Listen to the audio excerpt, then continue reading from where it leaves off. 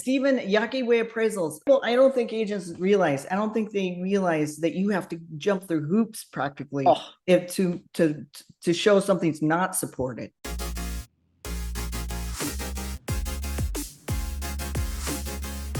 Just price is $600,000. If I bring it in at $700,000, it takes me a little while to explain the variance. If I brought it in at $550 or $575, it takes me 3 times as long as it would to explain why it's over as it is to explain why it's under. And every QC person will submit other comps. Hell, they'll submit comps, and then when you agents get the appraisal and it's low, you're also going to submit comps and argue that appraisal. This quadruples the amount of time that we would spend on one report. So it's not us. You have to understand that the time, you have to think about it, the time that we spend to kill a deal is nauseating. It's like, when I see one's coming in lower, like this one I'm literally typing up behind me right now, I thought I was going to cut it. And I'm like, please, please, please. I just need one. Give me one sale that works, because then I can save myself 6 hours of frustration, 3 review requests, and comp suggestions later. So while it's okay to cut a deal, it has to be done sometimes. It is most definitely not our first, second, or third choice. We barely want to do it because of the risk and the amount of time it spends that we have to spend to do it. And appraisers are finicky, angry little people. And then last thing they're doing is giving away free time. So don't jump into it thinking, oh, they love to do this. That is our least favorite thing to do, simply just to make it easy, simply because of time and money. We're not going to give it away for free, and that's what happens. So if it is a cut and it is lower, you may have issues with it, and you may want to comp suggestions, blah, blah, blah. Don't go into it thinking that we had fun doing it or we did it from malice or whatever. We really had to make that decision, and then we had to quadruple our work to sell it. So keep that in mind when you're out there and you're angry the next time an appraisal comes in below contract. Yeah. I can't understand why anybody, especially an investor, especially at a volatile time, an investor by all means should be calling an appraiser to consult and say, can you look at this and analyze the feasibility of this? Because there are so many unknowledgeable people diving in because all the gurus are done because the hyper appreciation is done. So they're selling their programs. They're selling, they're making the money off the coaching programs now. But you try and dive in and make quick thousands of dollars a week by wholesaling, flipping, or rental or short term. You better be analyzing that stuff with an appraiser. You better be analyzing somebody that's knowledgeable, that looks at everything. Like, what's the worst case analysis? Because you got to be covered. Yeah. So let me show you something else, because you just brought up a really good point. I have one up here and I can't show you the address because I'm appraising it on Monday, but I want to show you. Most of the time, go look at look up your own address in Zillow, just for fun. Go type it in. 99% of the Zillow, because I always look the property up on Zillow before I accept the file, because I want to see what I'm getting myself into and what kind of fee, right? So I look it up. I'm looking at one right now. It's literally on my screen. And the thing says that it's under contract today at this price, blah, blah, blah, because it steals it from MLS. But it also says this property has declined 2.3% for the last month, and the rental income is down $1,300 a year. Here's the big thing. That's math that they're taking from other sales, kind of like what an appraisal does, except they don't take into specifics. They're just taking in square footage and then like a square area, right? That's all that Zillow does. By the time someone looks up their house and then they decide that they want to sell it, and then you guys work together, and before it hits the market, that's been weeks, right? Weeks. This just says it's losing that much money in a month. When you get to it in this market today, you are no longer looking at the Zestimate from July 1st. You're looking at the Zestimate that should be July 21st. That took 21 days to figure all of that out. And based on this, it's going down. So you have to always go into it thinking, I've started today. By the time we get to the appraisal, today's market is softening. It is not going down. I genuinely, you and I agree on this. I don't think that Arizona is going to see a big decline like we were thinking possibly was going to happen. There are some sections that I think are going to have bigger problems. The other, Sedona, is going to be screwed. But I only say that because of the amount of rental properties over there, and whatever happens else, we can talk about that later. That's a big situation. Yeah, it's a whole other subject. Yeah, whole other one. But that's the point: is any sort of AVM automatic thing or AI tool that they will develop is going to be highly, highly suspect. I get a lot of pre-appraisals right now from my Instagram account because I have a lot of people that I interact with on there. And there's this one agent who's one of my favorites. Her name is Cassandra. And I think she's had 4 of them now because she sees the value. And every one of the ones that we do is just a desktop. We do it from the desk. We look at it from our scope and we tell her. And she takes those and she loves it. And then you can see her list prices within 5% of what our appraised value is. It's awesome. a smart idea, and it's not expensive. It's just an easy thing that you do that you guys use as a write-off. It's a business expense. It's part of your thing. And that right there goes to help you get it right the first time. What's your range of price for desktop? A desktop, I always quote my friends over here, $250. A lot of other people charge, depending on the type of desktop you want. If you want a sketch, it's going to be more. We got one the other day because they were very unclear about the square footage. That is a big deal because most agents don't understand how houses are measured. It's not county records. Believe me, that's wrong. We have something called ANSI where we have to take into consideration all of these things. We don't include guest houses, bunk houses, casitas. Those can't by law be included in the square footage. So we've gotten a lot of these private orders saying, can you just give us a sketch? And a sketch is like $120, $150, depending on the square footage or the area or complexities. But that's just another thing that we do to at least show you the real square footage. Because if you are thinking, and this is what I always say, is if you have even the most remote inkling that this is going to come in under, or I don't know the square footage, I can't tell you how important it is, I think, for you to get a pre-appraisal, because that'll at least put your mind at ease and know this is what an appraiser, unbiased, without a list price to try to hit or a contract price, thinks that this is going to come in at. Not necessarily what it'll sell at, but what an appraised value will come in at. And if today there are not as many cash buyers as there were in the past 2 years, you definitely want to know what another appraiser is seeing in that area. You desperately want to know that, because if your appraisal comes in lower than what that one is, you can always say, hey, I had a desktop appraisal done. Here are the comps that they used. Why didn't you use these comps? Or why is your adjustment so different than these supportable adjustments? It's ammunition for you, agents, brokers, and whoever, to fight a bad appraisal later, a bad appraisal or low appraisal. You can use that to battle it. But really, I always market those on, you need to know what we see before you do it so that there's no surprises at the end. And honestly, 250, 275 to me that's nothing in the grand scheme of getting your deal closed. It's not that much. And also it saves your whole brand. It saves your rep. It's so worth it. I mean, a home warranty is more than that.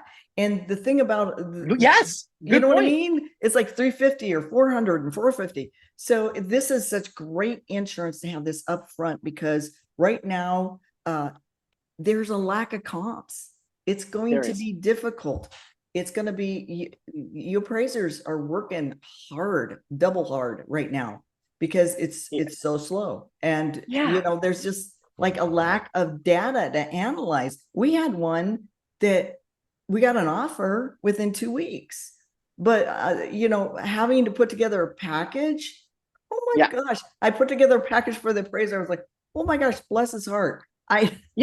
See, I love that. So I'm going to take that. I was actually going to film a video about this last week, but I'll just say it right here and then I'll do it on my own later.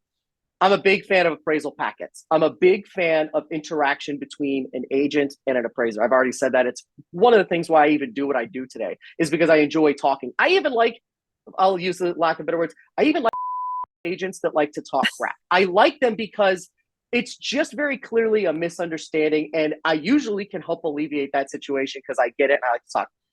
Here's the thing I want to talk about appraisal packets. I love them, but they need to be given to the appraiser. This is crucial.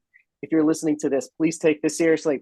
If you have an appraisal packet, you need to give it to the appraiser before the inspection for multiple reasons. I'm going to give you one huge one.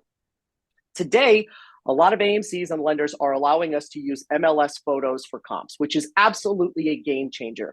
Most of the time when we have to drive comps, it takes time, gas is expensive as hell, and really it does nothing. A lot of times it actually adds some complexities to the thing, because if a house sold in July and it was blue on the MLS listing, and then I go in August and they've repainted it, a lot of times QC says, hey, that doesn't look like the same house. And I have to say, thanks for wasting my time. It's clearly been repainted since then. You can check the fencing in the garage door. It's the same. So, long story. they're allowing us to use MLS, but not every agent, not every ANSI and not every lender allows that. Here's why we need that up front, is because if we're going out there and your lender does not allow the use of MLS photos, we have to drop what we're doing and drive those comps. We drive those comps the same time that we're inspecting your house. So if you give us an appraisal packet when we show up to the house, 90% of the time, we've already driven the comps. We already know where we're going to come in with this value, and we have a good idea of what the market is going on and what's happening. If you give us those comps early, then we can look at those before we waste the time, because I'm going to tell you the truth. I can't think of any time, in my entire 20 years of doing this, maybe 5 times total, I've had to go back out and drive other comps, maybe 5. Because I always ask for comps up front. I always do a good job of analysis. I grab extra ones just in case it doesn't work and blah, blah, blah, blah, blah. No one is wanting to go home or to their office, typing it in and then going, damn, that comp would have helped. I'm going to go back and spend 40 more minutes driving to take that one photo and do it. Give those to us in advance so we can at least see where your headspace is at and where you were thinking, and we could know in advance that you were considering this comp. And if we want it, we can use it. If not, then we don't use it. Either way, an appraisal packet with comps in advance is crucial. That and upgrades. We want to know what kind of upgrades. And I don't care. I've seen wild lists of upgrades where agents literally write new door handles, $13, door locks, little tiny things that they've done to the house because they want to milk every penny. I'm okay with that too, because all I do is copy and paste that and stick that in the report. It saved me time. And it's easier for me to tell the lender that the house has been updated or remodeled. I can always just say, these 90 things have been done. And while they may be small, it's a sales tool. We're salesmen, okay? We have to sell the lender on that value. We have to sell them on it. So if there's a list of upgrades, the earlier you give those to us, the better. We can take those into consideration, know what the house is going to be like before we go. But more importantly, we can find comps that have similar upgrades, which is good for your purchase price. So get your packets together and send them as soon as you contact the appraiser. Some appraisers will be, and they will say, we don't want it. Don't send it to us. And if that's the case, then you found an appraiser that doesn't want extra help. It is what it is.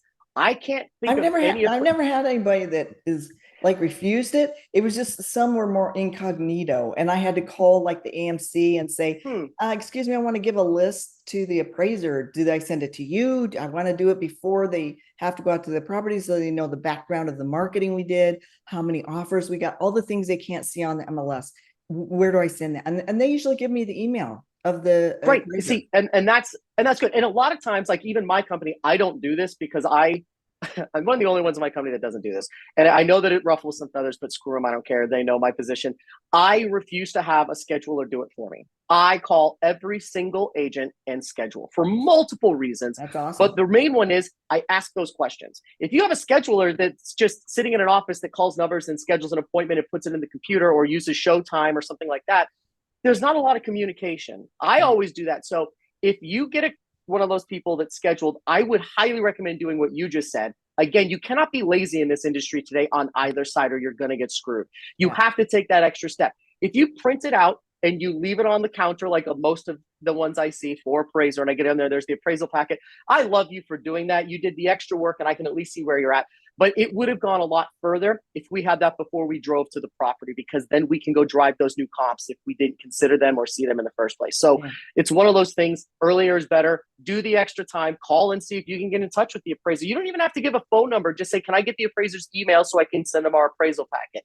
The only lender in the country that I know for a fact does not allow this is Chase. And I even think that Chase changed their mind on that, because it's a little weird. How can you say no? We won't accept comps from you up front because it's influence, but we can when you appeal the file or when QC thinks that the value is wrong. They may have changed their mind, but literally if it's anybody else, they're allowed to. VA, FHA, whatever lender, it does not matter. Try to get your appraisal packet up front. I don't actually think it takes long to pull comps that I would pull when I marketed it. It's a one-page You should be doing this. Agents, whether they're representing buyers or sellers, should have all this data in front of them anyway, because they're not going into the listing blind, and they're not going in not protecting their buyer, I would hope, and Right. analyzing to make sure that they show them, well, this is somewhere in here is a totally reasonable offer. So feel comfortable with it. Absolutely. This is as easy as it is. Now, this is how I would do it. I don't know if this is how you guys do it. If you get someone coming up saying, I want to sell my house and we live in Deer Valley Estates, right? Whatever. And then you say, great, what's your square footage? You probably look it up on Monsoon or tax records and get an idea of what's going on. Then the very next thing I would do, and I would hope that this is how agents do it too, is let's look up Pine Valley Estates with 1,500 square foot homes over the past 6 months. That right there is a PDF with just addresses and square footages. All you have to do, agents, when you're doing that initial research, just have a folder like I do on my computer that I just call appraisal, appraisal or whatever, or Mesquite Drive, whatever. And then just print off that one PDF. And then when it comes down to it, you can send that one PDF. That's what this agent literally just did. And most of the comps did not work, but at least they had that in a split second. In a split second, I asked for it. They were like, sure, I'll shoot it over to you right now. Right away, I got 8 comps. 2 of them I used. That's So gold advice. It's super simple and easy. It doesn't mean you have to do the city breakdown and then all this other stuff. How about just start with the basics? If you're going to look in Deer Valley Estates for 1,500 square foot homes, because that's what we are, and you get that search, just print that as a PDF. You don't have to go into the details. All we need is addresses, sales prices, square footage, and like an MLS number, which is right there. So just print that off and save that as on the side. And then when it comes time, it's a one-page thing. So that's helping agents be real effective there with their time, because you're doing it anyway. Just have that backup and be prepared for when the appraisal comes around, because that's the kind of work that we're expected to do anyway. But that's the kind of work that the agents that are staying in the business are going to be doing, because it's just not going to be that easy anymore. You just said exactly one of my favorite things. And the people that survive this industry over more than one cycle clearly know what they're doing. The other ones get filtered out pretty damn quick because they don't get it. They're too new, or they never did the actual time to make it right. The other people do. So that's it. You can tell part-time realtors. You can just really tell. We had a situation with a offer we received on a recent listing we have, and there was somebody that called another agent. We got like 4 people the first open house. 4 people said, came by themselves or with their agent, said, we're going to be writing an offer in the next week. Nobody's really hurrying like they were. Right. They're thinking, they're analyzing things, and so that's great. So only one came through. One actual offer was received from an agent. Now today, a day later, after 2 days after people were saying that, 2 or 3 days, we actually got one offer yesterday. Great. It works, right, for the seller. Then today we got a call from an agent who said, did you receive the offer that we sent yesterday? Now, this is a great thing for agents to remember. Call immediately or text immediately and get a response from that agent to see that if they received the written offer in an email. Talk about communication. Communication is so key. I don't care whether it's text, phone call, email. You are so right. The lack of communication is really could kill your clients' chances.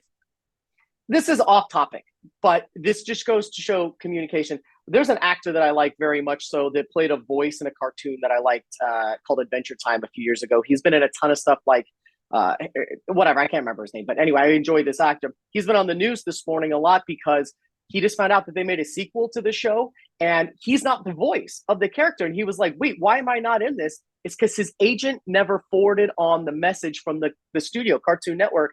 They said the agent never told him. Oh my God. So his agent lost him this gig and he is pissed and he's fired his agent. Oh my God. I mean, just to show communication you how right there. It's communication all the way. Even if you think that it's not a good deal or whatever, there's got to be a paper trail. You have to have a paper trail showing somebody that you told somebody somewhere just to cover your ass. But more importantly, it makes you look good. It keeps everybody on the same page. And by definition, it speeds things up. Because then I don't have to call and ask you a question if in the email it says that it was listed these 16 times or we have these offers or whatever. It's right there. Again, all I have to do is PDF that and stick that in the report. It's not a lot of time for me to do, but it's a ton of value that you guys get because all of that info that you wanted us to know is very simple for us to put in the report. And again, you have to think of us as salespeople. We have to sell this value to a lender. Yeah. And having that in there is great. So communication is crucial, and put it in paper. I even confirmed that the appraiser that he got the upgrade list and everything from us. I mean, you just, what does it take? That extra confirmation is so key right now, because, you know, you may have spam folders, you know, it could go to spam. At the bottom of almost every one of my packets that I get from agents now, it please says reply with confirmation. There you go. Okay. And guess what? In Gmail, there's a button that just says, yes, thank you. You don't even have to click send. You just click that button and it does it for you. So it's not that hard, but it is what it is. A lot of the texts I get say, I sent you this, please click yes, or say yes that you responded. I'm like, yeah, I got it. Okay, cool. So you're right. We need to know that everybody has heard the same information. And the really good news is if you do all of that and you don't like your appraisal later, that information is perfect, because you can say, I told the appraiser on, you know, September 8th that this and this and this and this, and they chose not to include that in the report. Now, I don't recommend anybody send any appraiser to the board. It's just a disaster. But if you ever want to fight an appraisal before it gets that far, you have proof that you sent this information that they didn't include. So, you know, it's one of those things, it's ammo for you, so do it. So why don't you give where people can contact you, your phone number? Oh, cool. My phone number is 928-225-4250. And I would highly recommend everybody just use Instagram. That's how I get most of my communications. And my Instagram is Yawkey, YAWKEY _way, WAY _appraisals. Go check that out over there. And most of the people that I work with that are agents message me from there. It's quite frequent that my inbox has 5 different messages from agents. So that's the way I recommend doing it. That's but awesome. If not, you can also email me at yawkeywayappraisals@yahoo.com. And there I can answer your questions, forward you to our website if you do want a pre-appraisal, so you can go through all of that information, blah, blah, blah. But also I gave you my number, text me. I love dealing with people and working with them on the outside.